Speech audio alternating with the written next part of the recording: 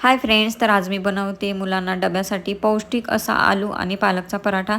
पालकची पाने स्वच्छ धुवून घेतले, त्याच्यानंतर बारीक अशी चिरून घ्यायची। बटाटा उकडलेला घेतला आहे, दोन्ही आपल्याला चांगलं स्मॅश करून घ्यायचं आहे।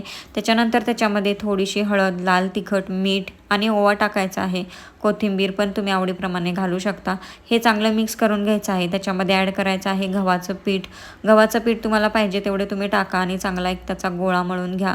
त्याचा गोळा चांगला मळून घेतल्यानंतर आपल्याला थोडंसं तेल टाकून परत एकदा तो चांगला गोळा मळायचा आहे आणि 10 ते 15 मिनिटासाठी भिजत ठेवायचा आहे। 15 मिनिटानंतर आपल्याला परत एकदा पीठ मळायचं आहे आणि पराठे लाटायला घ्यायचे आहेत। मस्त असे पराठे लाटून आणि दोन्ही साईडून व्यवस्थित असे भाजून घ्यायचे।